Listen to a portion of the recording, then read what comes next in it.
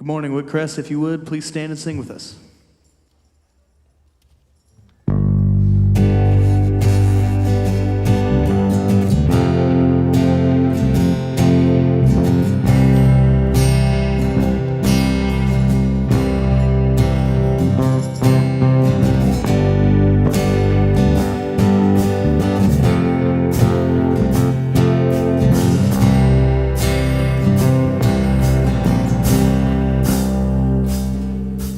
God, I'm on my knees again. God, I'm begging, please again. I need you. Oh, I need you. Walking down a desert road, water thirsty for my soul. I need you. Oh, I need you. Your forgiveness, it's like sweet, sweet honey on my lips.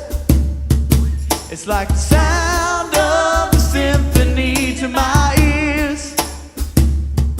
It's like holy water on my skin.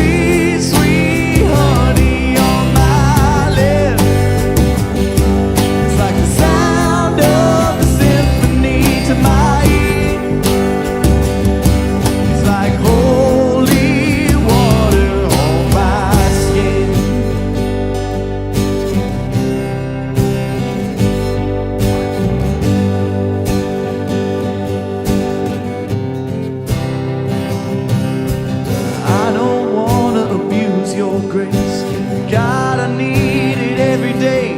It's the only thing that ever really makes me wanna change.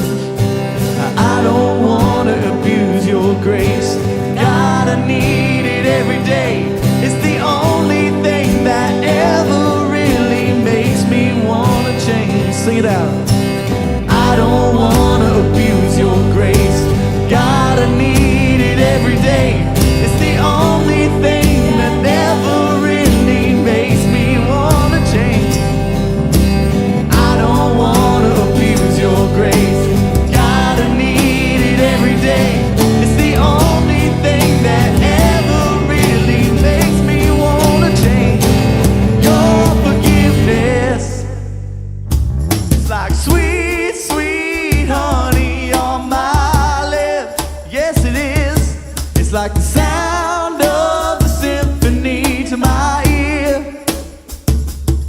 It's like holy water.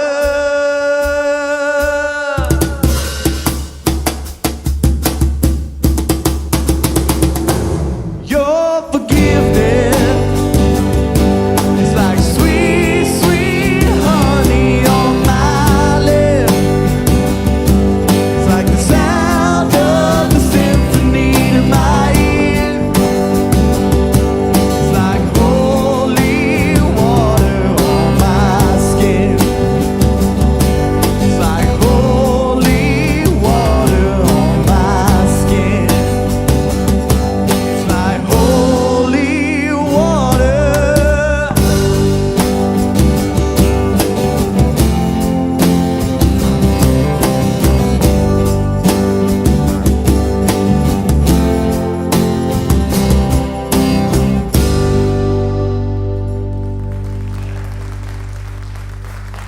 Thanks for singing with us. Good morning, everybody. I hope you guys are doing well. We got one more. If you'd sing with us, I'd love it. Thank you.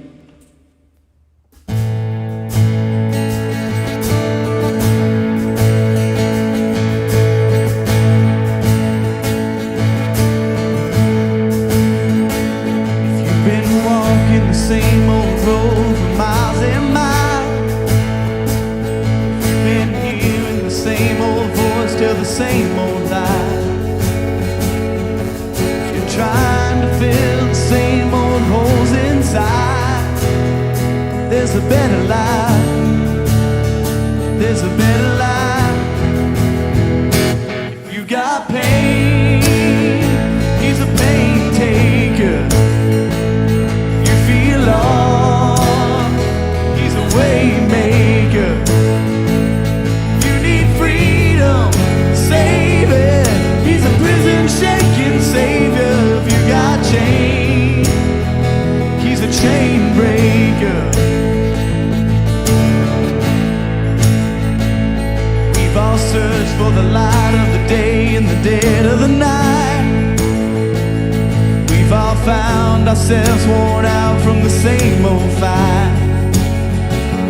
We've all run to things we know just ain't right. Well, there's a better life. There's a better life. If you got pain, he's a pain taker. Feel lost, he's a way maker. You need freedom, save it. He's a prison shaking savior. If you got chains, he's a chain breaker.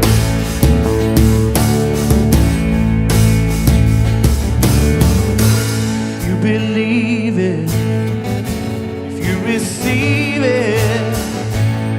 Can't feel it, somebody testify. If you believe it, if you receive it, if you can't feel it, somebody testify, testify. If you believe it, if you receive it, if you can't feel it, somebody testify, testify. If you got pain, he's a pain taker. You feel lost, he's a way maker. If you need freedom, save it. He's a prison shaking savior. If you got chains, he's a chain breaker. If you need freedom, save it.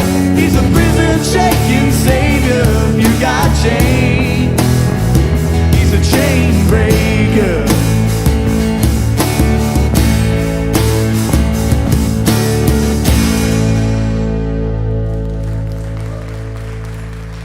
Thank you so much for singing with us. Please have a seat.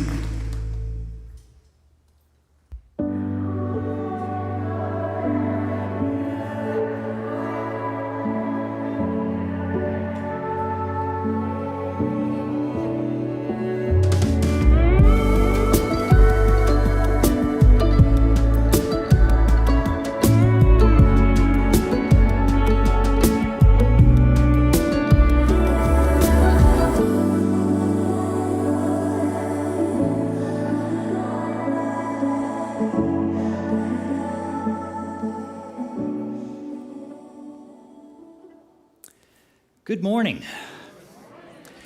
Thank you guys for joining us for our Thrive Weekend.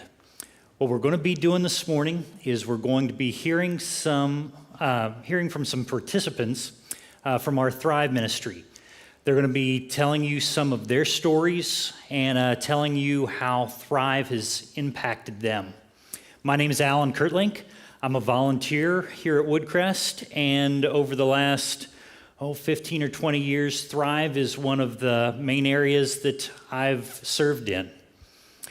A few weeks ago, I had lunch with Masood and Kelly, and we went out to kind of meet and talk about what the next year was going to look like for Thrive. And we were kind of planning what classes we wanted to offer, and as part of that lunch, we got to talking, and I said, I think we should do a Thrive Weekend, because we haven't done one in several years. And then I said, I think I've got a few ideas. I'd be happy to kind of, take the lead and speak for part of it. And that may not have been so wise on my part. Let me tell you why. Because I can speak in public if I need to, but it's not something that comes natural to me. It's not something I've done a lot. It's definitely something that I need quite a bit of time to prepare for. And while I was volunteering for this, I was not thinking about the fact that I had also applied for a new job. Because, what are the chances that, there would be an overlap of those two things? But as I was starting to prepare for this, I was also going through an interview process, and when do you think ended up being the week that I needed to start that new job? Yeah, right? So it was this week, because of course, where else would it be? It's like living in a sitcom. Two crazy things just line up. So I've been kind of freaking out this week as I try to hand off 14 years worth of work and clients to my coworkers and try and think about what I need to do at a new job. At the same time, I'm trying to think of what I can say here this morning that's going to represent Thrive well to you guys. So in the middle of my panic this week, I realized that in some ways what I was going through was kind of a good metaphor for some of the things that we try and teach at Thrive. In hindsight, when I look back at what's happened, it's easy to look at those things and go, well, this is all your fault.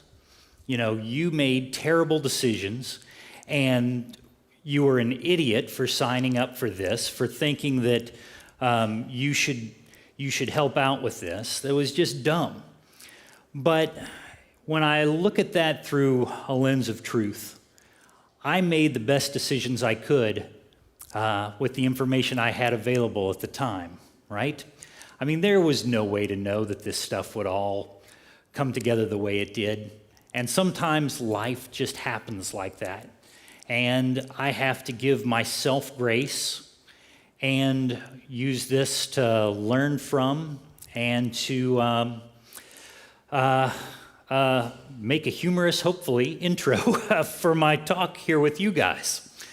The other thing that it teaches me or reminds me of that we talk about in Thrive is that I don't have to take all of this on myself. Just because I, volunteered for part of this, it doesn't mean that I'm on the hook for this entire service. I mean, in fact, that would be stupid, right? I mean, there's no way that one person is responsible for all of this. But in my mind, that's what I want to do. I want to fall back on my codependent feelings, and I want to take responsibility for all of it. But in reality, there's no way that I could do this without help from Masood and Damon and Rick and Tina and my wife, all the people that are going to be helping me out today. So what we're actually ending up with is not very much like what I was thinking of when Kelly and Masood and I had lunch weeks ago. But hopefully it'll turn out better. So without further ado, let me introduce you to the first person that has agreed to bail me out today and help me with this. Rick Garrett has been a good friend of mine for years. He's been a participant and a facilitator in Thrive. Him and his wife, Angela, have been a huge help. And please just welcome Rick as he comes to share with us today. Thank you. Thanks, Rick. Thank you for helping me out. And we'll hope that power doesn't go out this time. Yeah. You guys should have been here for the first service. It was happens sometimes, I see. Yeah, it was exciting. I think it was like just too much awesomeness in one place, and it just blew things out. Yeah, it's a lot. We put our chairs farther apart this time to hopefully keep that from happening. All right, so Rick, let's start off just, I know probably not everybody here knows you, which is a shame. So tell us just a little bit about yourself. Hello, my name's Rick Garrett. I was born and raised here in Columbia. I graduated a CUPE in 1992. Go CUPEs.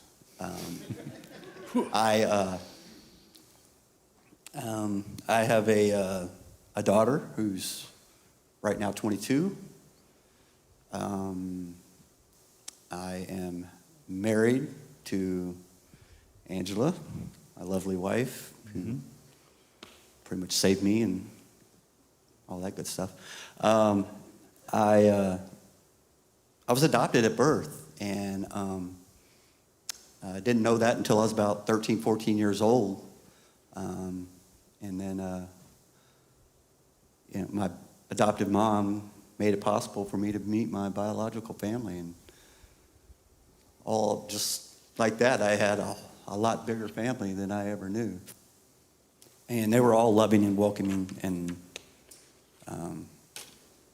we continue to see each other to this day.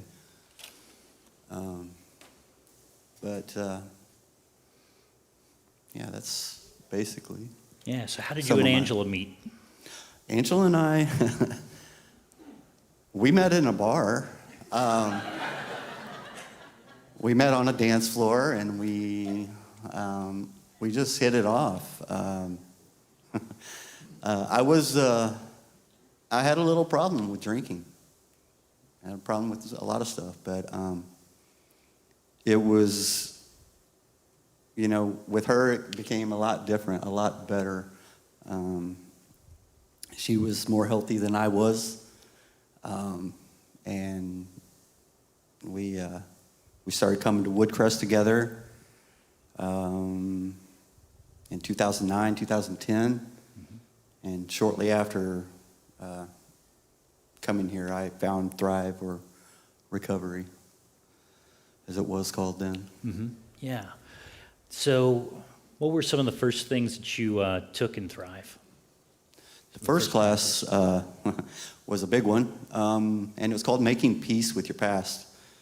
Yeah, and a lot of people start out with that one, right? Yeah, it's a good foundation. I was also, at the time, going through AA, which is a 12-step program, and Making Peace actually had a 12-step part to it, too.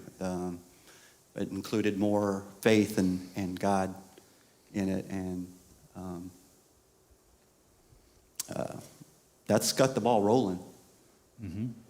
Kind of had some, I think one of the main things that you start learning about in Making Peace is connecting with your feelings and identifying feelings. Tell us a little bit about what you learned about that. Feelings? What? Yeah, you'd think they should have like a different book for men, right? It just skips that chapter. But no, we have them too. Yeah, we do. And once you get into Thrive, one of the things you're given, besides your book of whatever you're going to be taking that semester, is a list of feeling words. And I had no idea that there weren't just mad, happy, and sad, I thought that was it.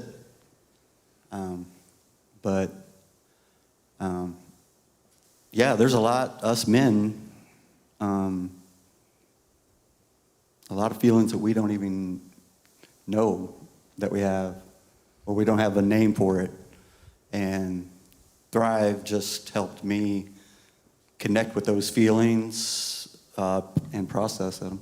Yeah, because it's so easy so many times, right, to just think, I'm mad, and you just put that label on everything, but you don't think about,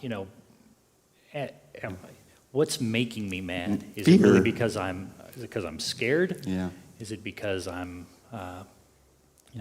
feeling something else, and mad is just how it's coming out, right? Yeah. Very helpful. Yeah. Right. So, how do you think your life would be different if you hadn't attended Thrive? Without Thrive, I don't know where I'd be right now. I said for a long time it'd probably be dead or in jail, because the life I had before was only leading that way. I had dysfunctional relationships, codependent relationships, and like I said, I was battling alcoholism and drugs, and we all know that's no good place to be.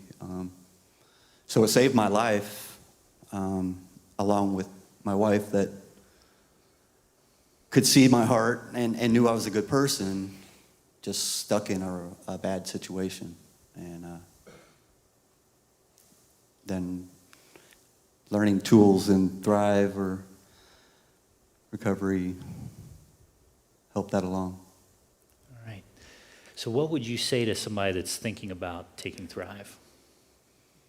I say don't even think about it, just do it. It's, like I said, a game changer.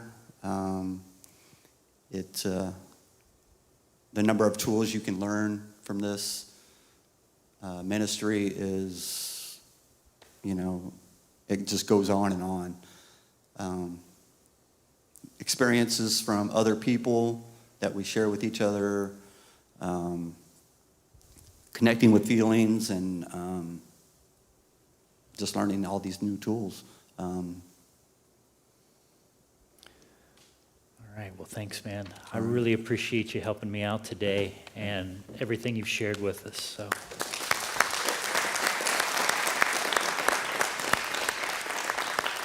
all right, thanks, Rick. So the next person that's going to be joining me up here today is Tina Olson. Tina came to Woodcrest in 2005 and started volunteering as a greeter at that time. And she found her way into Thrive. She's taken and facilitated quite a few different classes there over the years. And right now, Tina is actually serving on our board. So please help me welcome Tina to the stage here.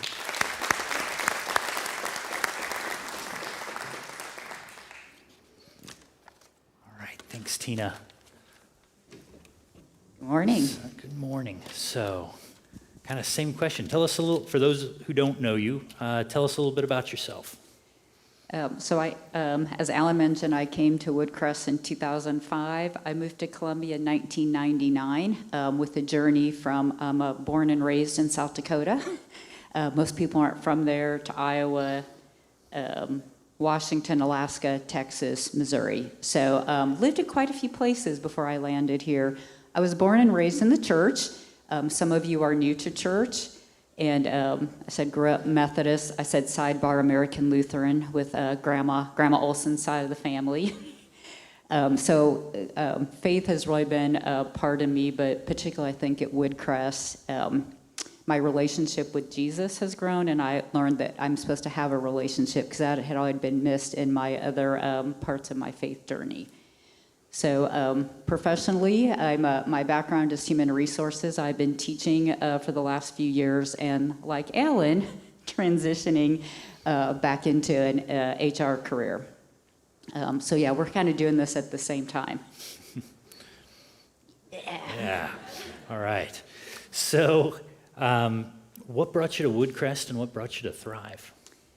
So I'd kind of gone through a bit of a rough life experience at my previous church, and really found people avoided me because when things happen, we're uncomfortable around people, especially if there's a loss or a significant change.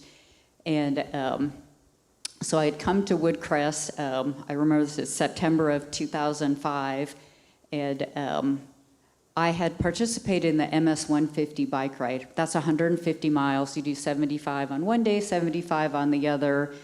Was invited to come to Woodcrest. And I came on day 2 because the furthest I'd ridden was 35 miles on my bike to Roachport and back. And I did the 75 miles on the first day.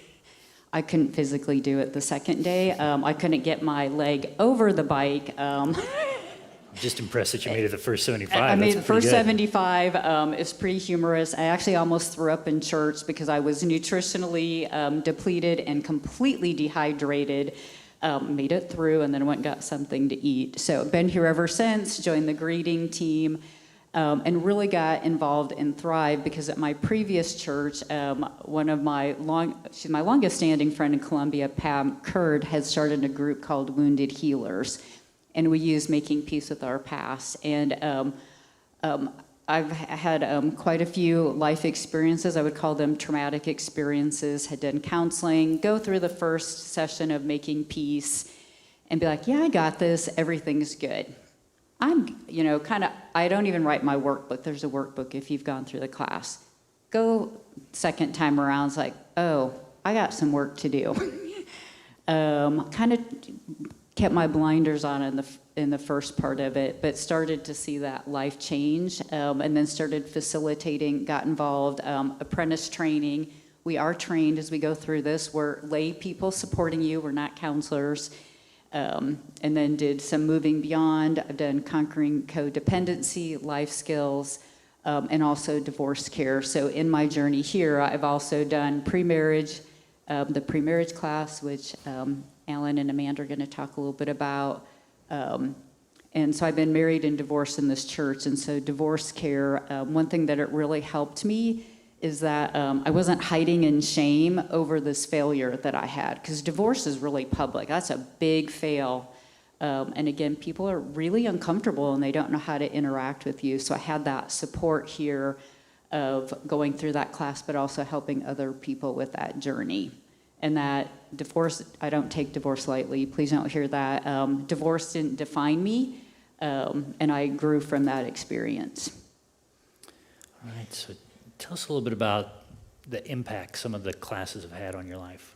I think back to the feelings chart. So men don't talk about feelings, but how many of you grew up in a household where we didn't talk about feelings? Yeah, my sister and I are probably of my mom and dad's side of the family. I have a very large family, 14 aunts and uncles to give context. My sister and I are probably the only two that I would call emotionally healthy, and we like to talk about the big pink elephant in the room. So I also learned there were 3, so I got my feelings chart. I actually need another one. I love that magnet. But I think what it's also taught me a couple of things. I call it my shame voice comes out because we talk a lot about shame. And if you haven't watched Brene Brown's TED Talk on shame, check it out. So I find that shame voice comes up and I recognize it quickly now.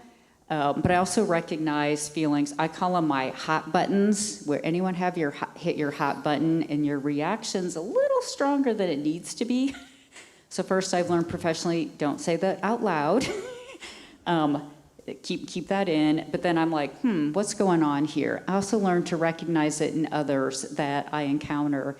And what I realize is it's probably something that I call it my 8-year-old Tina, because that's probably where a lot of my significant life experiences started. I was like, this is hitting something about feelings that I had as a child. And so I've learned to recognize there's a deeper meaning to what's going on here and not to react and to process that. And I think the other thing it's done is really teach me that God created every single one of us, and I mean every one of us uniquely, and there are some things about me that are always going to be with me. And every single person has experienced some form of trauma, whether it's loss, grief, a change in a relationship, the loss of a job. And so what it's just really taught me is that those experiences are going to stay with us. They're not going to go away. But how I manage and navigate those in my world because of having emotional health has made me, I think, a better person, better with other people. Yeah, you mentioned 8-year-old Tina there a second ago. When you and I were talking yesterday, you said something that I thought was really good about how those voices continue to, we have those voices from our past because we felt a certain way at a certain point in our life, and it's hard to get over those, but What did you say about 8-year-old Tina yesterday? Yeah, so if anyone's familiar with, most people know Elizabeth Gilbert, who wrote Eat, Love, Pray. So a lot of women have read that book, but she writes this book, Big Magic, and she talks about some of her journey and that those voices that come up, they don't get to drive the car. So 8-year-old Tina, she's not supposed to be driving the car. You can't let an 8-year-old drive. Yeah, can't let an 8-year-old drive unless you're my siblings when they were little. One was operating the foot pedal and one the steering wheel when they were in elementary school. Not kidding. But so 8-year-old Tina's always going to be part of me. So she can be a passenger. She doesn't get to drive. She's not in control. And sometimes, although, she might actually have to get in the back seat, the very back of the van or the trunk, because her voice is a little too loud. But she's part of me. So recognizing like, oh, that's, I was known, Teeny was my nickname as a child. So I'm like, oh, that's Teeny talking. Love Teeny. Teeny's part of me, but I'm going to be the one to drive the car. And so I have kind of that visual that I keep with me as well when I recognize that voice is coming out. Cool. So, I guess final thoughts here. What would you tell somebody about Thrive? Sign up. It's for some of you, like for me, this is easy. I'm going to go do this. Some of you, it's terrifying even to walk into a room of people you don't know. But from stepping into church, you're not going to be judged. You may have done some things in your life that hold you back, that you think if someone knew me, they wouldn't interact with me. It's not true. If we even look at biblically who Jesus hung out with and even people who became disciples, they all had some kind of past or something may be done to you. So this is a journey. It's not a one and done. You heard me talk about the first time in Making Peace. I thought everything was okay. Me and a friend joked about it the second time through. And so, this is a process that we go through. You're going to be loved and supported when you're there. And so it's also just to take down those, break down some of those emotional barriers so that we have a thriving relationship with Jesus and with one another. And John 15 speaks to me because it talks about Jesus talking about I'm the vine and you are the branches. And for vines to thrive, they need to be pruned. And pruning is painful, especially when I said during divorce, I felt like I'd been literally chopped to the core. And then you start to grow new branches. And actually right after I kind of went through that experience, I had the hardest year of my life professionally I ever experienced. And I thought, really, God? Are you kidding me? I just went through this. What more do you want from me? But he wasn't done. And so for me, that pruning, you also grow beautiful new branches. And so whether it's a small tiny branch or a large new vine, that there is beauty in the process and people will see the changes that you're making. And also you're never too old to make changes. So when someone says, oh, Alan can't change, he's just the way he is, that makes me really testy because when you sit and thrive, you see people change. And you've already heard my story, a little bit of Rick's, and talk about Amanda and Alan's about the changes that can be made, whether you're 21 or 75. Come join the Thrive Ministry. Awesome. Thank you, Tina.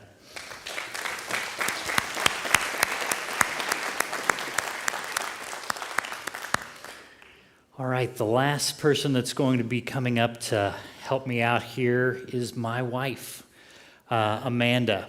We've been married for almost 21 years, and not only is she my wife, but she's also a co-leader with me in the premarital ministry here at Woodcrest. So, good morning. Thanks for coming. I was going to say help me welcome her, but she's already here. She's like, we got this. Come on it's right all in. Good. So I think the first thing we talked about discussing here was what's premarital hasn't been part of Thrive in the past. It's been kind of its own thing. But we changed the name of the recovery ministry to Thrive several years ago, and we really want it to reflect that name, right? Because while recovering from trauma is necessary and admirable, we also want to help people thrive from the get-go. We don't want people to feel like you have to go through a tragedy in order to benefit from this ministry. And this is kind of one of the reasons we're bringing premarital in here as well. So we want people to be able to benefit from this before they, as we would say, before they get their ox in a ditch. You know what I mean? Before things go off the rails. Help them get started right. That's right. So one of the things that Recovery does, or Thrive, does really, really well is we meet people where they are. So if that includes trauma in your childhood or adult life, if that includes a divorce process, Thrive is great at that. But Thrive is also really great at helping you navigate things that you haven't dealt with before. So that may be the loss of a loved one, a new parenting season, or in this case, trying marriage out. And the thing about trying new things out or dealing with new things is that usually you're not very good at them the first time around.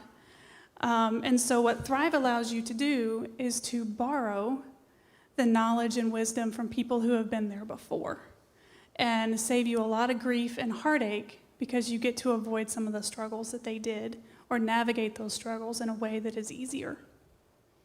Yeah, so let's talk a little bit about our premarital journey, like when we had first met and what we got to experience here at church. So we met probably 22 years ago, just about. We were set up on a blind date. It was 21 years ago because we didn't date long. Well, that's true. That's true. We were set up on a blind date, which I reluctantly agreed to after several days of cajoling and convincing by a lady around here named Sonia Crozier, fabulous lady. But I wasn't convinced because I just met Sonia, and so she's like, I have this perfect guy for you. And I'm like, I don't know about that. But I agreed to coffee. And so I'm thinking, we can have coffee for 15 minutes and I can bust out of here. In fact, I had my grandmother page me. Yes, I was going to say, an hour into the date, her phone rings. She's like, oh, it's my grandma. I need to take this. And it's the only smart thing to do. And I mean, it was, but this was not my first date. I knew I was like, we're going to find out how this date is going right now. And, it was going well. And yeah, it was a short call, and Grandma was doing just fine and just happened to call. There was no emergency that she had to rush off to, so I was like, I'm in. That's right. We had coffee for 4 hours. He was like shaking I don't by usually the even drink end of that it. much coffee. So. And we were engaged not too long after that.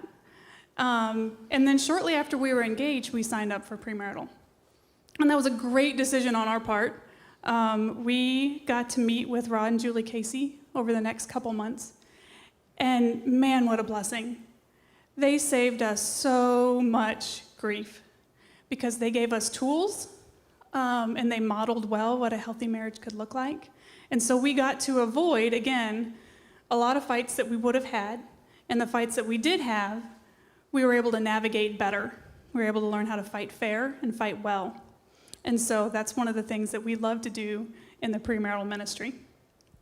Right, and then after we'd been married for about 5 years, we got the opportunity to become premarital mentor couples. Because as the church was getting bigger, up to that point, I think they had mainly, the pastors had done all of the premarital work, but they kind of broke it up at that point into almost like lecture and lab, from college.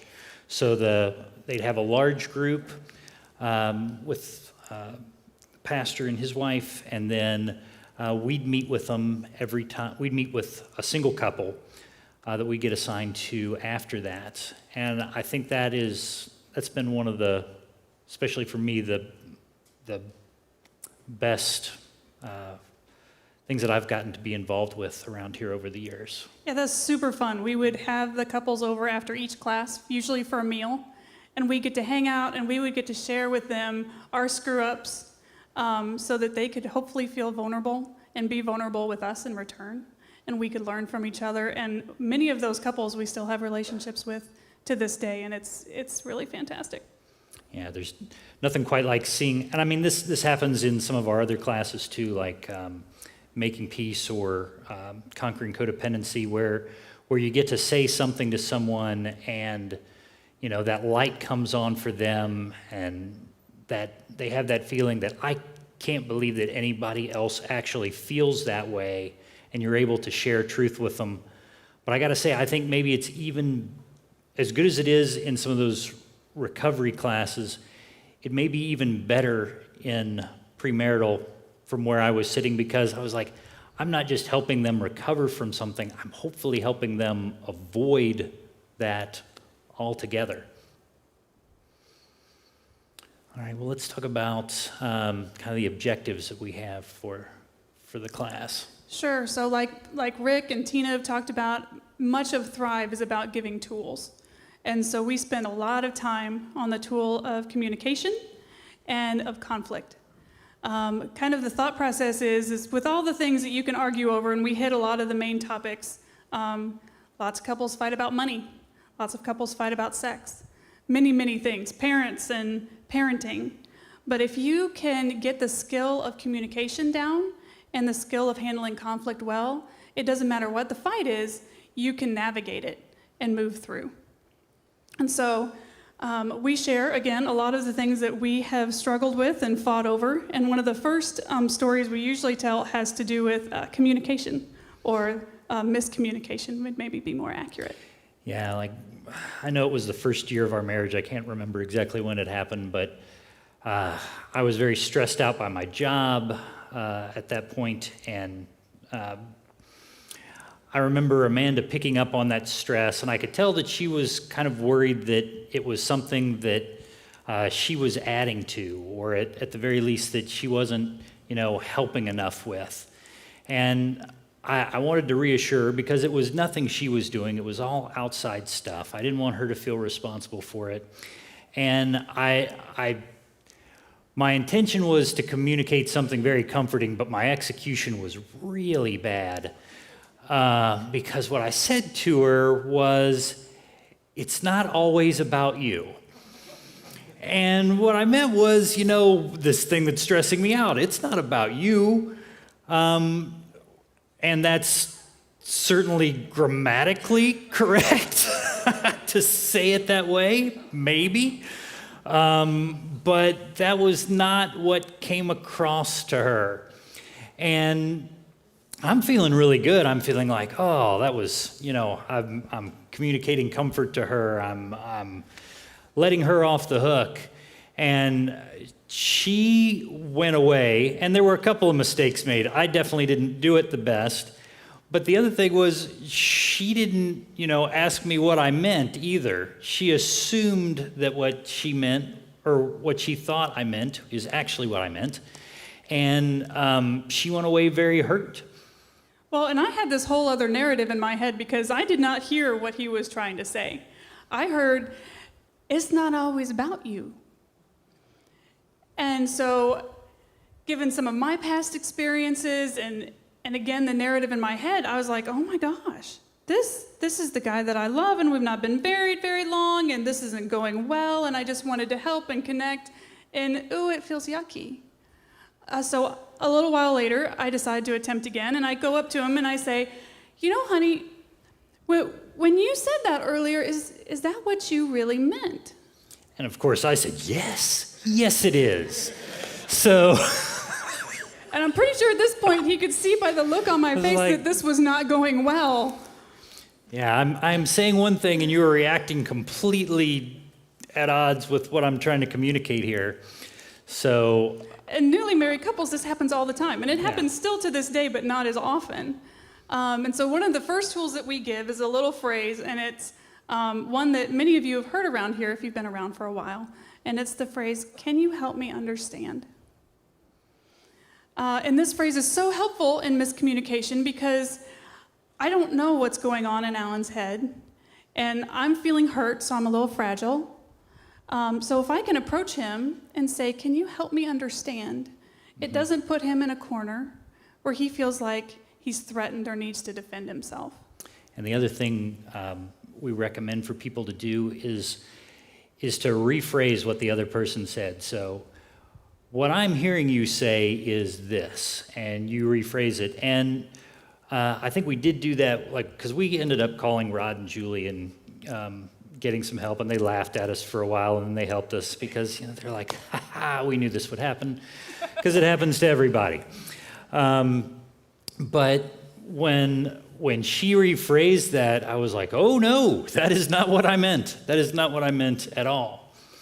And so we were able to fix our screw up and move on. Yeah, so we do a lot of tools. That's just an example of one of them. And the other big thing that we try to do in this class is to reset or more accurately portray what a healthy relationship looks like.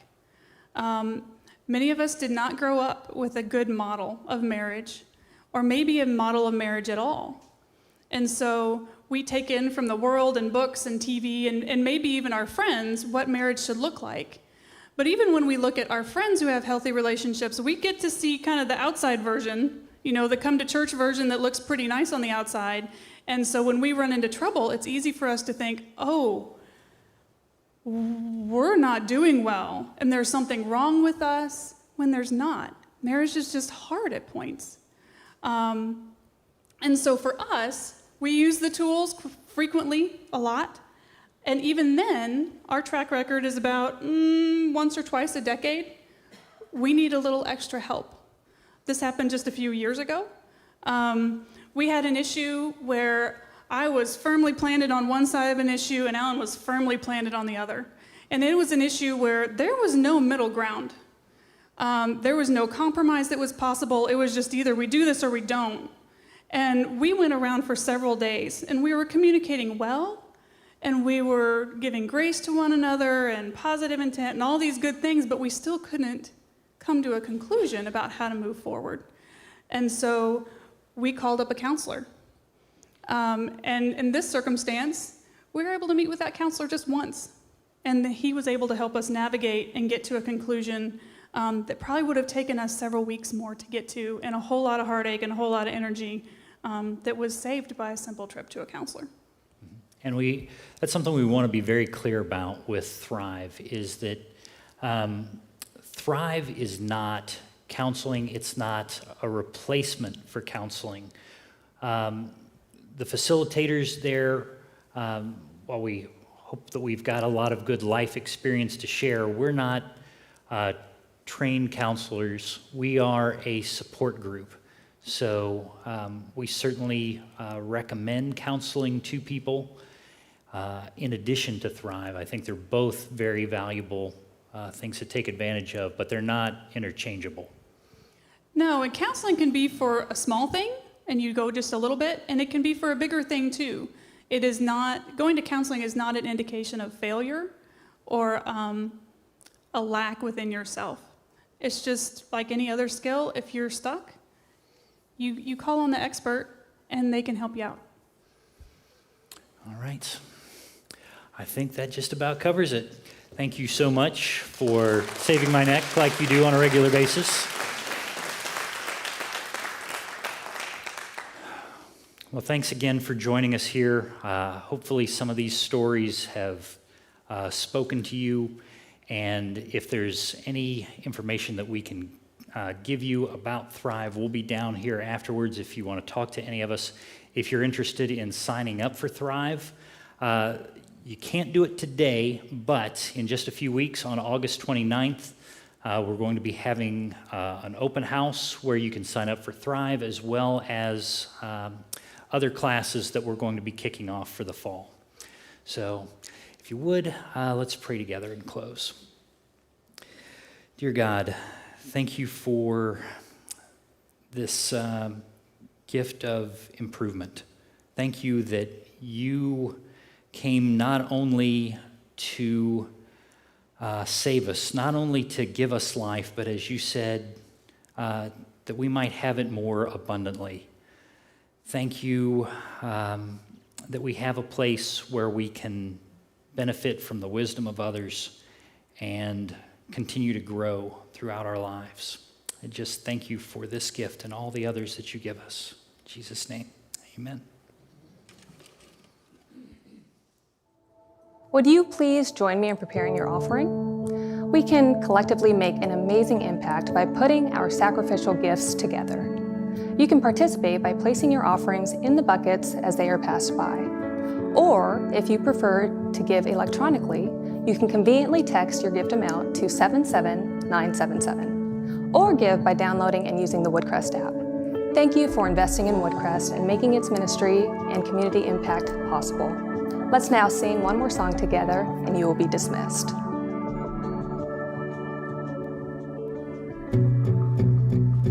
Would you stand with us?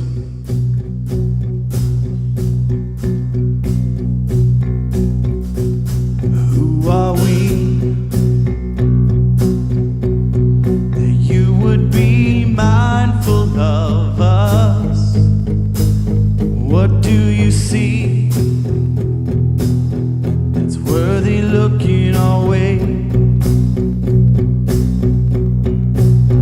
We are free in ways that we never should be. Sweet release from the grip of these chains.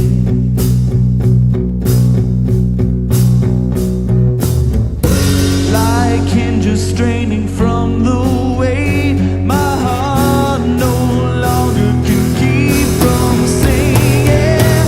All that is within me cry, for you alone be glorified. Emmanuel, God with us. My heart sings a brand new song. The dead is paid, these chains are gone. Emmanuel, God with us. Lord, you know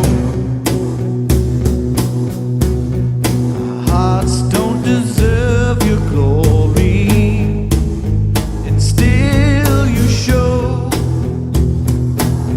a love we cannot afford.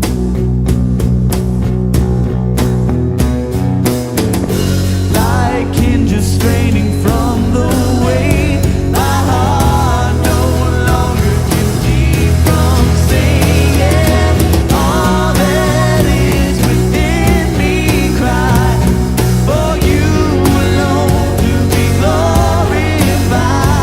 Emmanuel, God with us.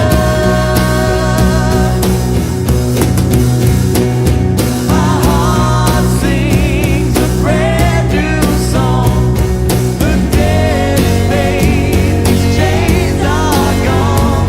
Emmanuel, God with us.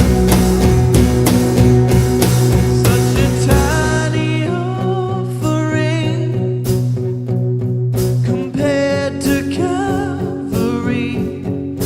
Nevertheless, we lay it at your feet.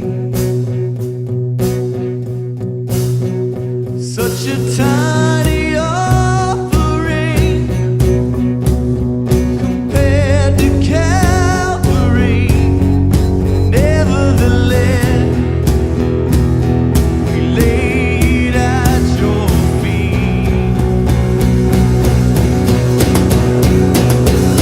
All that is within me cry, for